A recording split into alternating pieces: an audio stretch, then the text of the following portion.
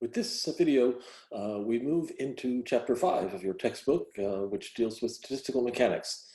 It's a fairly lengthy chapter, so we'll be here for a while. What we're going to do here is start from our knowledge of quantum mechanics that we've built up over the first couple of weeks, and use that to work towards a way to link between quantum mechanical ideas and thermodynamic ideas. Right. So quantum mechanics, I hope you'll agree, is good at explaining the energy states of individual molecules or atoms. Right? We have a Schrodinger equation. It gets us a set of energies. Essentially, the output of all that is an energy level diagram, right? Something that says these are the different quantum states that a particular atom or molecule might occupy. Doesn't tell us anything yet about what would happen if we had a lot of molecules, how they'd be spread across those states, anything like that. We want to work towards things that are linkable to thermodynamics, right? Thermodynamics is about the energy states of macroscopic systems, right? Of bulk samples of matter. Think about how you do thermodynamics in a lab. You do something related to calorimetry where you're measuring heat flows, temperature changes, things like that, right? Those are all ways to look at the energy flow into or out of a collection of molecules. Statistical mechanics is a way to connect up those two ideas. So if I were to look up somewhere what is statistical mechanics, we'd see something that says it deals with trying to predict the behavior of large collections of many particles. Okay, a collection of many particles is almost synonymous with being a chemical system, right? Chemical system, typically we have lots and lots of atoms or molecules because atoms and molecules are small. If you have any sort of macroscopic amount of matter, something you could hold in your hand, your numbers of molecules are going to be, well, let's just say on the order of Avogadro's number for a starting rough guess, right? What we're going to do is say if we know the quantum states available to one of those particles, one of those molecules, we could use that together with some probability and statistics ideas to generalize to what should be the energy for a large collection of those particles. Our collections of many particles could be any of a large number of things, right? They could be the molecules in a gas, maybe trapped in a compressed gas cylinder or just in some more normal container or reaction vessel. It could be a mixture of liquids in some sort of reactor, right, that are about to react. We might want to find a way to calculate, say, delta H for a reaction we want to do, and we'll be able to do some of those things with our ideas from statistical mechanics. This is a somewhat conceptual diagram that is meaning to explain the connection between the big broad ideas here. Okay, and so on the left-hand side, we have quantum mechanics, where we deal with the energies of one particle. And again, the product of doing quantum mechanics in some sense is something like this energy diagram here, right? That says those are the energy levels. If I have a single particle, it can be in any one of those energy levels, right? What we haven't yet learned how to do is to say, if I have a lot of particles, how can I predict how many of them should be in one of those states or the other, right? We've made some comments about that along the way when looking at spectra and things like that. I've said things like, well, the normal temperatures, all the molecules should be in the ground vibrational state, right? We're going to look at now a more systematic way of coming up with that idea. In the middle here, I have my statistical mechanics, the segment where we're looking now. That says we take a large number of particles, right, where n is just some large number, and averaged is the important word, right? We're going to assume that because we have so many particles, that we'll be able to predict their behavior as a group based on probabilities. All right, we'll talk about that at some length in this video today. And the goal here is to get to I still do that, is to get to thermodynamic quantities in such that we might talk about the internal energy, which is just the total energy of the system. The Gibbs free energy is delta G, which is a free energy that's popular with chemists. We could do the Helmholtz free energy. We could find the pressure for a gas phase system. One we'll talk about a lot is the heat capacity, where the heat capacity is just the temperature derivative of the internal energy. Right? As you can imagine, if I know the energy state of all the particles in a big collection, then I could just sum those to find the internal energy. right? If I can do that, and if I can see how that changes with temperature, that'll get me to the heat capacity. If I can get those things, then I'm well on my way towards being able to find other thermodynamic properties, because there are plenty of relationships from thermodynamics that define one thermodynamic quantity in terms of others, right? I have it on good authority that you've taken lots of thermodynamics, and so you are familiar with those ideas that once we get a small handful of thermodynamic properties at our disposal, we can easily extend them to a longer list. A central idea for us to consider in statistical mechanics is the idea of a population distribution. Okay, population distribution is going to say, if I have the set of energy levels, how are the particles arranged among them, right? It's one thing to say I have one particle, and when I look at a spectroscopic transition, I can say that's a molecule that went from V equals 0 to V equals 1, or went from J equals 1 to J equals 2, things like that. But if I have a lot of particles, then what I want to look at is how are they spread out among those states? Are they all in the same state? Are they spread out across lots of them? Are they divided up so that there's a lot of states where there's similar numbers of molecules? What does that look like? Okay, and that's what we're going to learn how to calculate, starting with the ideas we'll meet up with in this video. We talked about this a tiny bit when I was explaining IR spectra, right? Particularly, we talked about the fact that the intensity or the height of the peaks in those spectra would be related to the populations of the states that were involved in them. So this is a slide that we've seen a couple times before, or the figure that we've seen a couple times before. It's the IR spectrum of HCl, right? It's got a lot of different peaks in there, right? When we talked about this, I commented that all of those peaks go from V equals 0 up to V equals 1. That's the vibrational piece of all of those peaks that we see there. And the reason for that is that if my sample of gas that I'm taking the spectrum with is sitting at room temperature before the light interacts with it, then something very close to all the molecules in that cell will be in V equals 0, right? So the reason why I can't see the transition, or it's very hard to see the transition from V equals 1 to V equals 2, is just because there aren't very many molecules in V equals 1. And if I don't have V equals 1 molecules, then I can't see that transition, right? And so that says, that's a population effect that says I only see the transition starting from V equals 0. The height of the individual lines we do see, we said before, those are all due to the rotational transition in our rho vibrational spectrum, right? So the height of those peaks is related to the populations of the rotational states. Let's look over here on this side of the spectrum, on our R branch. Those are the transitions that have delta J equals +1, right? So they're going up in V and up in J. If we look at the labeling there, this one says that it's R0. That means it's the peak that corresponds to going from J equals 0 to J equals 1. This one says R1. So that's the peak starting in J equals 1 going to J equals 2. Notice that R1 peak is taller than the R0 peak. That suggests I have more molecules in J equals 1 than I do in J equals 2. Right? This one is my tallest peak. That's starting at J equals 2 and going to J equals 3, right? So that's saying that that's around there between 1, 2, 3, those J numbers, I have the maximum populations, right? Because those are the tallest peaks. Look on this end of the spectrum. If I go out to there, that last peak that I can kind of just barely see a little blip there, right around 4,000 wave numbers, that one corresponds to, this one says 6, so 7, 8, 9, 10, 11. So that would be J equals 12 for the initial state. The reason that that one's so small, and the reason that I can't see a peak starting from J equals 13, is because by the time I get that high up that rotational ladder, I really don't have any substantial number of molecules there. So I can't see the transition that it would take place from there if there's no molecules in the initial state, right?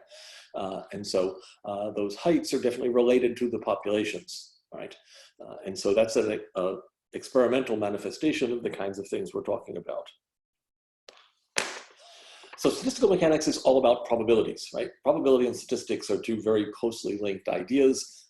If you've ever taken a class in statistics, even if it was back in high school, you will have spent time talking about probabilities for different types of situations, right? people that do polling, either for political purposes or for just marketing, what have you, that want to know information about public opinion of any sort, spend a lot of time figuring out things about probabilities. In particular, they worry a lot about how many people they have to take the survey with or ask the poll of in order to get results that they can transfer to a broader number of people, right? How do they know that the people they ask aren't just the only few people they were ever going to find who had a particular opinion? Right? And for people, things like that are hard, right? And that's one of the reasons why polls don't always get it right, is because getting a sample that's representative of a large population can be really tricky, right? In the case of chemistry, we have an advantage. We get to, again, do the experiment or ask the poll of a very, very large number of subjects, in our case, molecules, right? So if I do an experiment that starts with a mole of reactants, then I've got essentially Avogadro's number of opportunities to see that reaction take place, right? No one that takes a poll ever gets to ask their questions of Avogadro's number of people, right? People that do medical research, if you're in the business of testing out candidates for a new medication, you don't get to test those things on Avogadro's number of people, right? And that's why it's hard to get reliable results in those cases. But because we do have large, enormously large numbers of atoms or molecules, averages are going to be very well behaved, right? And so in Gen Chem, you learn, for example, that the average kinetic energy of an ideal gas is 3/2 RT. And that idea is based in part on the fact that with a very large number of molecules, like we'll have in any sample of gas, we can count on the average to be well defined, right? If I only had 2 molecules, they might be going faster or slower, right? 2 molecules can't really be in equilibrium at a temperature. And so it's just a different situation because of the number of molecules, and it works to our advantage. Just about every discussion of probabilities involves dice somewhere in the early going, and this one is no exception, I'm afraid. And so this is just some diagrams that show what would happen if we rolled varying numbers of dice. All right, so imagine we've got a big bag of dice, and we roll them in different combinations. In each case here, we roll them some reasonable number of times, right? So if I take one die and assume it's a fair die, roll it once, I should have an equal chance of getting any number 1 through 6, right?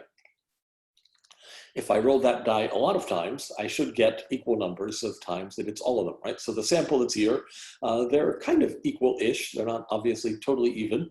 So that's some finite number of rolls, right?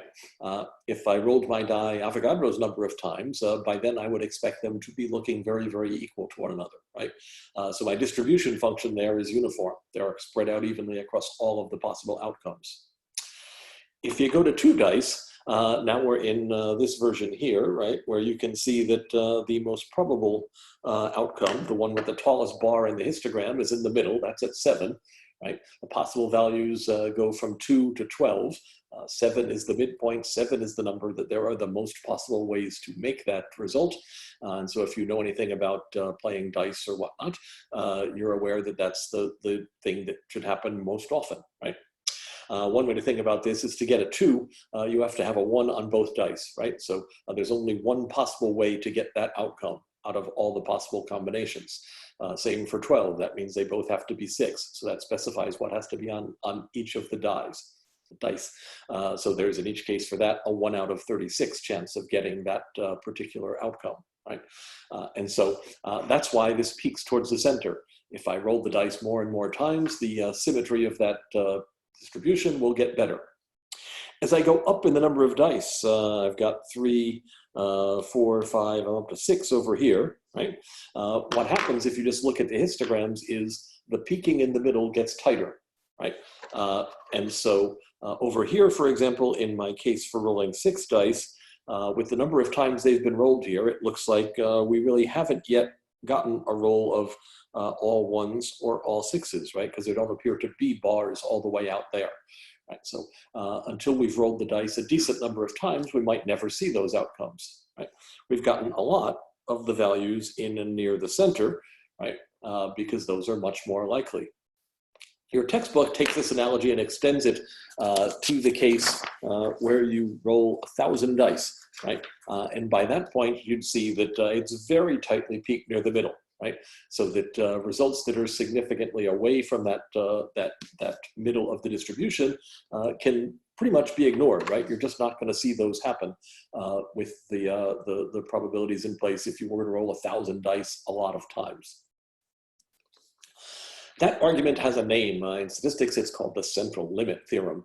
What that does is it says as the number of trials increases, meaning the number of dice I'm rolling and or the number of times I roll them, my histogram gets more and more sharply peaked, right? And it's still centered about the most likely outcome. Right?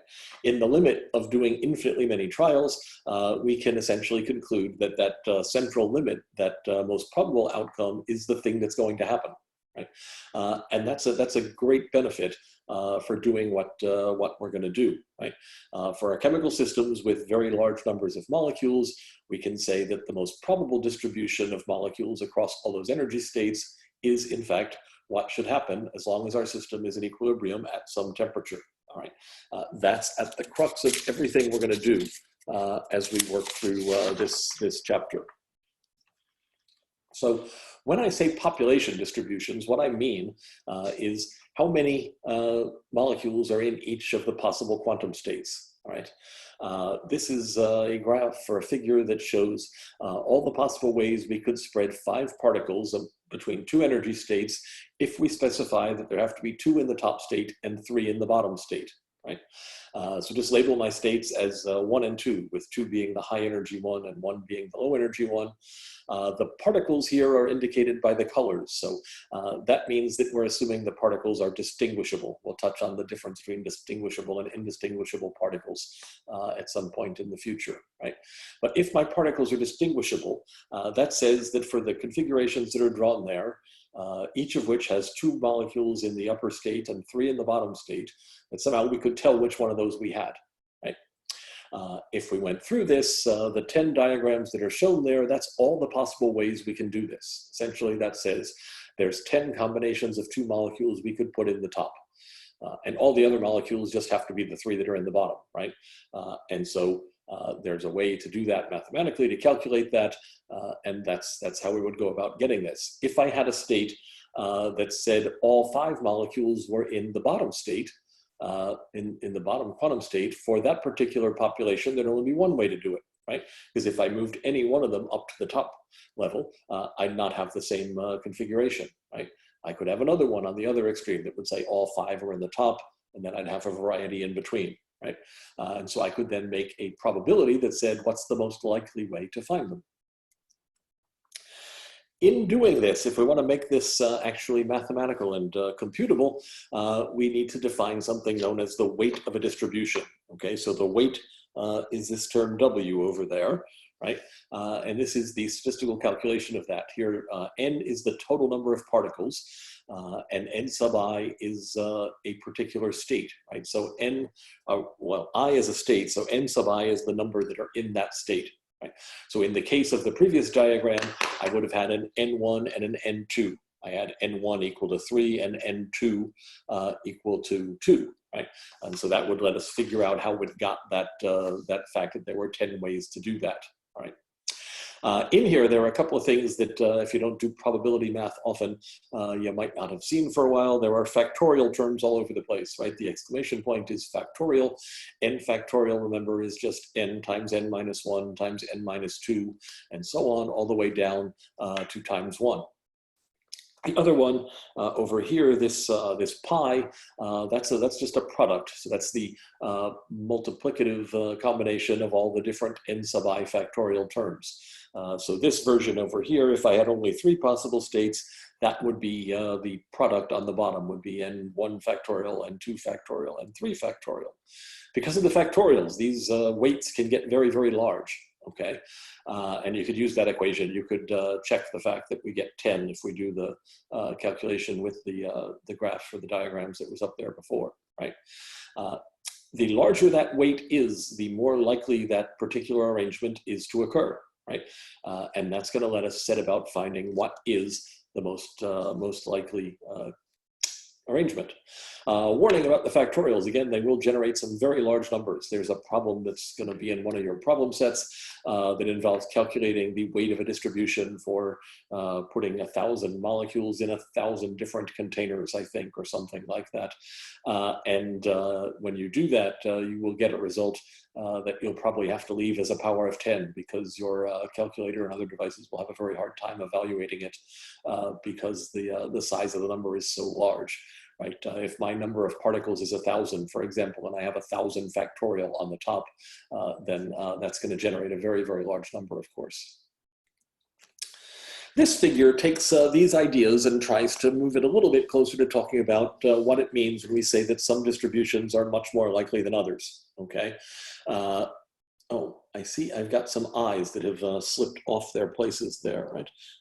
And so in here, those eyes were supposed to be on the EI there, I think. Yes, I'm not supposed to be doing that either. All right, and so that gives us an energy level diagram, right? That says my energies go like that. I've got a set of energy levels. They're equally spaced. They're 0, 10, 20, and so on. I've got a total of 15 molecules represented by, there are 15 blue circles, which in this first arrangement, they're all in that state there, right? If that's 15 molecules and if each one has an energy of 20, the total energy of that collection is then 300, as it says up here on the top, okay? The weight for that distribution is going to be 1, because if I move any one of those molecules to a different energy level, then I'm not going to have the energy at 300, right? So there's only one possible way I can make that one. So this is labeled as being at T0. So that's my starting point for watching this thing evolve. What I'm going to do is essentially sort of let it go towards equilibrium. And the sequence here goes clockwise from that top left corner, all right? So in all the diagrams, the total energy is still 300. And it's got written there what the weights are, okay? So in this one, I now have 10 here, I have 3 up there, I have 1 and 1. So if I wanted the total energy, I'd have 10 times 20, that's 200. 3 times 30, that's 90, so up to 290. 10 for the one that's there, so that's 300, and 0 for the one on the bottom, right? So my total energy is still 300. I haven't added energy to the system. I've just moved molecules around between the different energy levels, all right?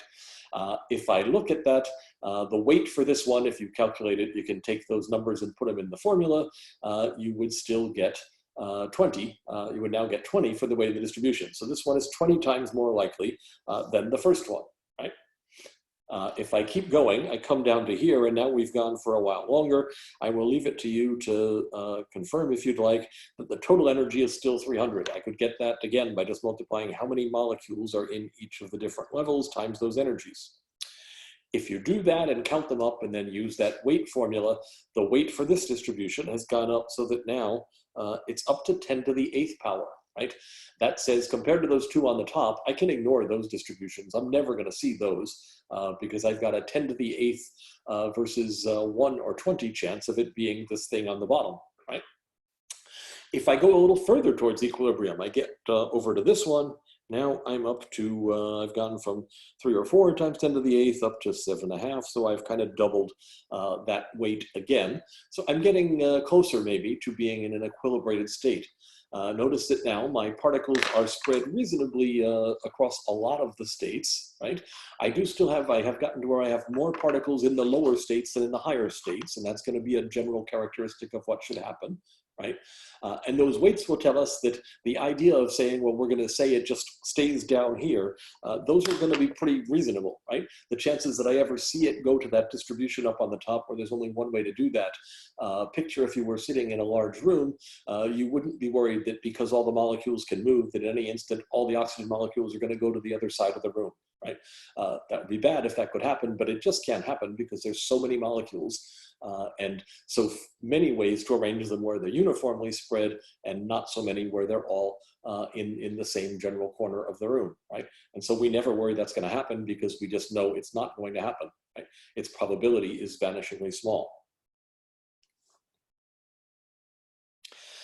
If I want to find the most likely distribution, what I could do is I want to get the one that has the highest weight. So I want to find the maximum in W within the limits that I can't change the total number of particles and I can't change the total energy, right? So I have to keep those two things fixed because that says I have however many particles I have, and the energy says they're at some temperature, right? If I don't have a source or a sink of energy, then I can't change that, that total energy, and I can't add or subtract particles, okay? The total energy is just going to be the sum of the product of the n sub i's times the energies, right? So that's this. I thought I had solved that problem, but obviously not. That's this expression here. And then which I used in the previous argument, right? When I said, well, what's the total energy? And I took the fact that I had in the first one, say 15 molecules in the state with E equals 20. I said that gave me an energy of 300, right? Total number of particles, that one just says that however many particles are in my system, they all have to be somewhere, right? And so those two things have to be true. Those are my constraints. And then I want to find the maximum in W. Right? I'm not going to actually work through trying to do that because frankly it's somewhat daunting, but if we were to do that, the result looks like this. It is what is known as a Boltzmann distribution. Boltzmann, we've seen Boltzmann's constant, right, which is this value down here, the Kb constant. If you remember in general chemistry, you probably got some explanation of something called the Maxwell-Boltzmann distribution function, which is sort of a special case of this distribution. It's the one that describes the speeds of gas molecules. We'll actually talk about that at some length later on in chapter 6, but that's one point at which you've seen this distribution in action, at least, if not actually explained overtly. So the most probable distribution is one where the fraction of the molecules in any particular quantum state is proportional to this quantity here, right? E to the minus epsilon, where epsilon is the energy, over kT, right? Remember, kT has energy units because K has units like it says here of joules per Kelvin. Multiply that by Kelvin temperature, we get joules. So epsilon there is just an energy. I need to make sure my exponent has no units, right? That P is the one piece of this that is sometimes a little bit confusing for students meeting up with it. Partly because we can think of that P as either the probability of finding a single molecule in state I, or we could think of it as the fraction of all the molecules that's in state I. Those two things have to be equal, and so it doesn't make a meaningful difference, but it does seem confusing because you'll see the two words used, and I confess I will often just flip between them without really thinking about it, right? If I talk about one particle, I could say there's a 25% chance that it's in this quantum state here, right? But if that's true for all the different particles. And so if I then talk about a large set of particles, I could say that 25% of them should be in that same quantum state, right? Because whatever is the probability for that one particle, that's going to be the fraction of the collection that end up in that state, all right? So that gives us the idea behind this. It says, for example, that tells us that as energy goes up, the probability should be going down, right? Because it's e to the minus epsilon over kT. So as epsilon grows, my probability should be shrinking. So I should have more molecules in lower quantum states, fewer molecules in higher quantum states. That idea can also lead to some confusion, and it will shortly as we take up a calculation related to this. I can normalize this distribution to get rid of the proportionality, right? The symbol in there, this one is just a proportionality sign, right? So that says it's proportional to that. We could say it's something times that, that function to get us there, right?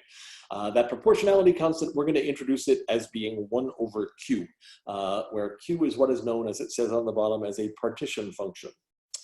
We will spend quite a bit of time in the next few videos looking at ways to calculate partition functions, okay? And so it's sort of a big idea in statistical mechanics. For now, I will just say that what that partition function physically corresponds to is something like how many different quantum states are actually significant in the distribution, right? So how many states have a noticeable number of molecules in them? That's a rough description of what Q will tell us. okay? If I take this thing and the fact that the sum of all the probabilities has to be equal to 1, right? This is our normalization. That's the equivalent of a normalization integral, right? That just says every particle has to be in one state or another, right? So if I sum across all the states, I have to find all the particles. So that gives me an expression that would let me, at least in principle, calculate Q, right? That says I can find that partition function as long as I know the energies of all the relevant quantum states, right? Then I can find Q for any temperature. You can see from the form of the equation that Q should go up if temperature goes up. Q should go down if temperature goes down, right? Those are the general directionalities that it looks like that should go.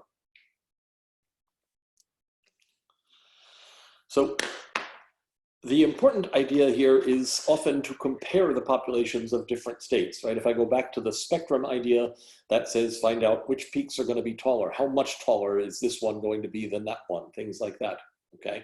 So I want to do that. I can start by invoking the idea that says I can get N1, which is the number of particles in state 1. This is N2, the number of particles in state 2.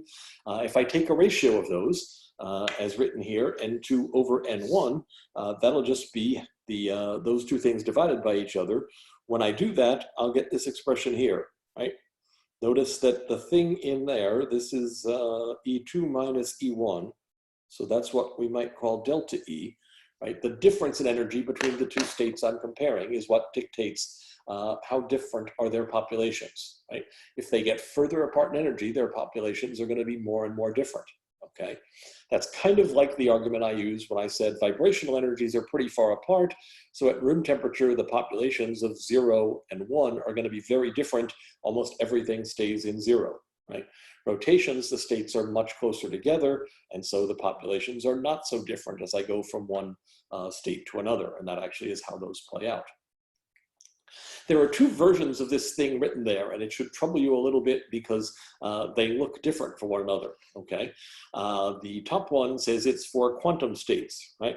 The bottom one says it's for energy levels. This one has a piece in it here that is about degeneracies, and the top one does not. Right. Suppose we're talking about rotational states, right? For rotational quantum states, the first one, the lowest lying state has J equals 0. The next state up has J equals 1. But for J equals 1, I actually get a degeneracy of 3. I get 3 different states that exist there. Right? Looks a little bit like if I drew p orbitals where I've got 3 different horizontal lines, one representing each of the orbitals side by side. They're all still at the same energy, right? This is still energy going up. If I went up to J equals 2, now I'd have to draw 1, 2, 3, 4, 5 states up there because my degeneracy is always equal to 2J plus 1 for those rotational states, right? So if I do it the way up top here, this version, if I do this version, I'm comparing, say, this quantum state here to maybe that quantum state there, right? In both cases, I'm saying I just have one state for each of them, all right? In that case, the one that's lower can never have the smaller population, right? Because that's just not going to be possible given that equation. On the bottom state, I'm comparing now the bottom equation, I'm comparing the energy levels, right? These are the degeneracies. So the degeneracies for this one has G equals 5. This one has G equals 3. My ground state has G equals 1, okay? When I do that, that says now I want to compare, let's say I'm comparing still this quantum state down here, but now I'm comparing it to the total population of all 3 of those. And if I do that, you can see I'm going to get something different, right? Because the populations of those 3 different states that all have J equals 1, those 3 populations should be the same. If I just compared one of those to the other, their energy difference is 0, right? So their ratio of population should be equal to 1. They have to be the same, right? And so there's going to be a difference between these two things. While it's not possible that there are more molecules in any one of those J equals 1 quantum states, it is definitely possible that across all 3 of them, they could add up to be more, right? And I'm going to illustrate that with a calculation to finish out this segment. So here, this is HCl spectrum. We did look at that in some detail back in the spectroscopy module. One of the things we saw there is that the transition from j equals 0 to j equals 1 occurs at a wave number of 20.2 centimeters to the minus 1. So the thing we're going to calculate is how many times more or fewer, what's the ratio of the populations between j equals 0 and j equals 1 at room temperature. And I'm going to just take 25 degrees as room temperature. All right. Because there's some room here, the first thing I'm going to do is I'm just going to convert that 20.2 wave numbers into joules, because that'll make it easier to do the rest of the calculation, right? If I want to do that, I can say that I want to get to an energy E. E is equal to hc over lambda. That means it's equal to hc times the wave number, right? Because the wave number is 1 over wavelength. I'm not good at remembering the equations with wave number in them, so I very often do something like that to make sure I've got it straight. I just do this now. H, like usual, is 6.626, 10 to the minus 34 joule seconds. C, I'm going to put in 3, and I'm going to put in times 10 to the 10th so that it's in centimeters per second. I'm going to do that because then when I multiply that by centimeters to the minus 1, I'm going to get my result to go to joules. My wave number is 20.2, and that's in, let's write it as 1 over centimeters, because that'll make the units a little bit more obvious. If we multiply that out, I have notes by me that say that I should get about 4.01 times 10 to the minus 22nd joules. Okay, so that's my energy between the two closely spaced rotational levels. It's a small energy because rotational levels are close together, right? That transition would correspond to a wavelength in the microwave region of the spectrum. It's not very much energy. All right, that gives me delta E, which I'm going to need in doing the calculation. So this says that's what I'm trying to find, right? What we just calculated there is that delta E is equal to that 4.01 times 10 to the minus 22nd joules, right? Where that's delta E between those 0 and 1 rotational states. The degeneracies for these I'm going to have to use because I'm comparing just j equals 0 to j equals 1. And I have to account for the fact that I've got 3 states in j equals 1. So G0 is equal to 1. There's just one of those. But G1 is equal to 3, right? That's the degeneracy for j equals 1. Again, that's because my MJ quantum number can go from minus L all the way up to plus L, right? And so I'll get minus 1, 0, plus 1 values of M sub j, and that gives me the 3 possible states, right? That says if I want to do my ratio, my N0 over N1, where those are the J's, that's going to be equal to G0 over G1, E to the minus, and what I need here is E0 minus E1, all that over KT, right? That's going to be equal to G0 is 1, G1 is 3, now I've got E, and what's going to happen here is that my delta E, I wrote this number here, but when I make it E0 minus E1, it's really going to be negative, that number, right? My exponent's going to be positive for this thing, and that's because delta E, as it's written here, this is 0 minus the higher energy, right? That's negative, and then my minus sign there will make it positive. So this is E to the, what do I got? I have 4.01 times 10 to the minus 22nd joules, divided by, I need Boltzmann's constant, 1.38 times 10 to the minus 23rd joules per Kelvin. And I have 298 K for my temperature. And if I multiply all that out, this gives me a value that is 0.367, right? So that says that I have roughly twice as many molecules in J equals 0 as in J equals 1, or almost twice as many, right? I have, this says of all the molecules I have something 37% of them should be in my J equals 0, say, if these are the only two states, which they're not, so I should stop saying it that way. But it says that I have that for the ratio. That says there's more molecules in J equals 1 than in J equals 0. Right? That might disturb us at first glance because we've said before that the population of a state should go down as we go up. The reason here is because of the degeneracy, right? If I took this piece away, then I'd be comparing quantum states. And if I don't divide by 3, then that ratio is definitely greater than 1, right? So again, my energy states, or my energy levels here, are looking like this, right? Where this is J equals 0, these are all J equals 1, right? So there are more, there's more population in this state, the J equals 0 state, than there is in any one of these 3 up here, right? But when I take those 3 together, now I've got more molecules up here than I do down there, right? If I take this and do 1 over this, if I just did 1 over 0.367, I get 2.72, right? So that says there's 2.72 times as many molecules in J equals 1 as in J equals 0.